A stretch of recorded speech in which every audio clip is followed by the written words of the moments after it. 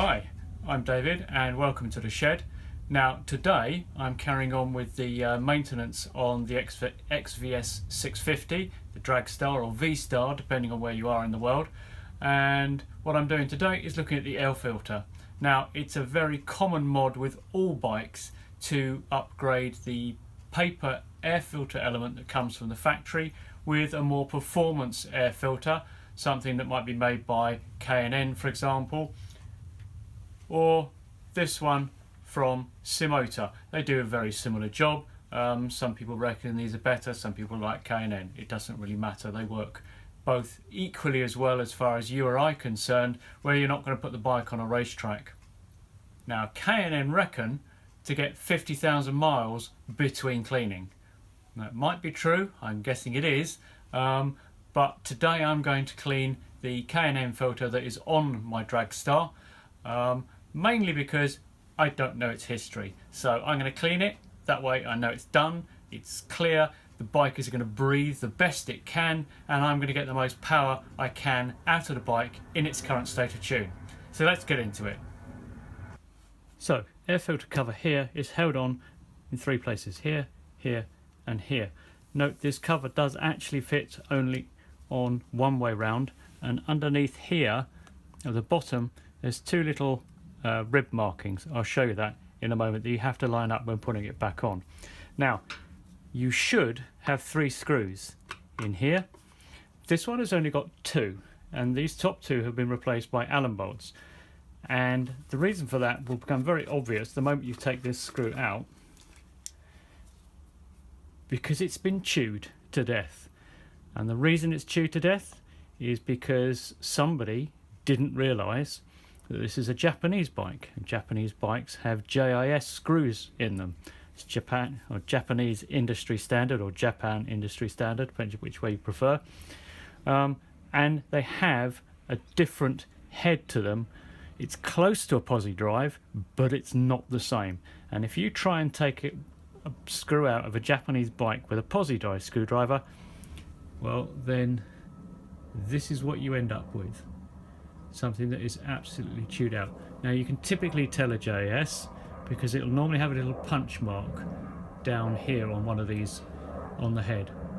Anyway, so get yourself some JS screwdrivers.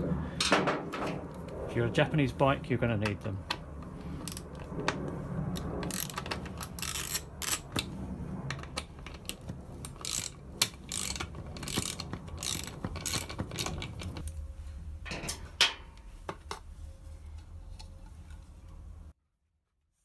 Like I'm going to need new air filter housing. Right, and this, as you can see, is held in there very loosely, and that's literally all it is. There's a little peg down here, goes in this clip, and it sits in there like that. All times on the side stand it'll lean back just enough that it'll stay in place whilst you put it back. Cleaning your filter is easy. All we need to do is to squirt the cleaner inside and out thoroughly.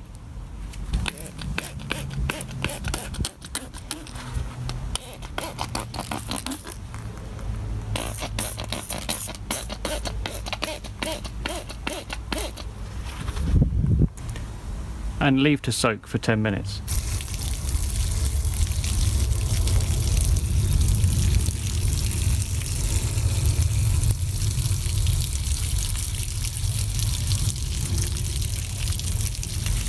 When you're satisfied it's fully dry, take the aerosol, hold it about 3 inches away, having shaken it very well, and reapply the oil.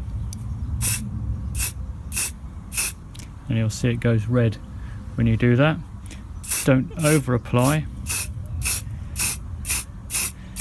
because if you do that it'll block up the air filter and you won't get any air through it.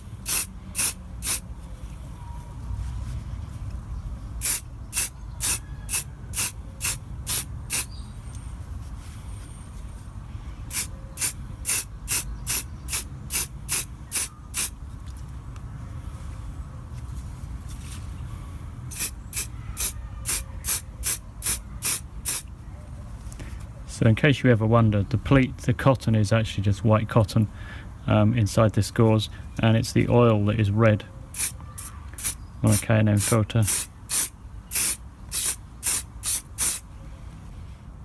Right, set it aside to dry for a bit, and then have a look and make sure it's all actually red. If there are patches which aren't red, then add a little bit more oil. Okay, so leave that to wick for about 20 minutes before you check for white patches. So after 20 minutes, pleats are all an even red colour, no white patches. It's not over oiled. That's easy to do, so if you're not sure, take it easy, leave it 20 minutes, touch it up. The idea is just to actually oil into the pleats here and then to allow it to soak into the rest of it. That all looks good, and a little bit red inside but not overly so. That'll continue to soak in, and one of the reasons why I thought this needed cleaning was the fact it was no longer red. That might be because it had been oiled by something that wasn't K&N oil, and this is actually one of the reasons why I bought the K&N kit, was to make sure it actually was the right colour, rather than one of the other kits you can get to re-oil these filters.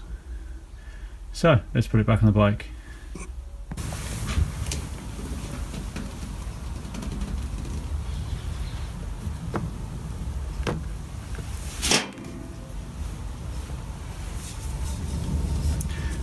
Right, now just here we have a mark. It's cast into the cover, and this goes at the bottom, and there is a similar mark just down here. So these two go together, which tells you which way around this goes. Now this just sits on there gently, and that's why those marks come in really useful, because they do actually guide you as to where that is.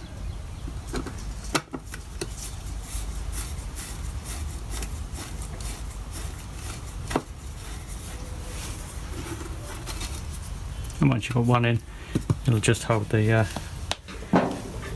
cover in place.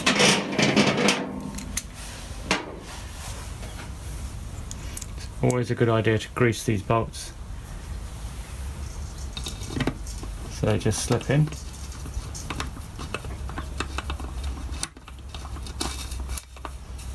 As I say, just nip them up, don't over tighten them, because you will just pull, as happened here, you will just pull that out of its socket.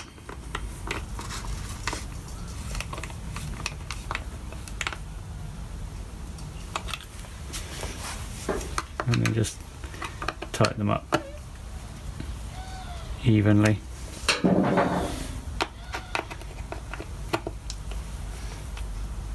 I'm not even using a tool here. I'm just treating them as screws, as they would be if they still had the original bolts in. And that's it, job done. Filter cleaned and reinstalled.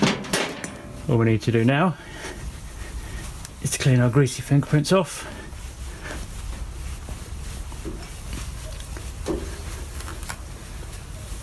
And clean up. Another job ticked off. Thanks for watching, and I'll catch you guys again soon.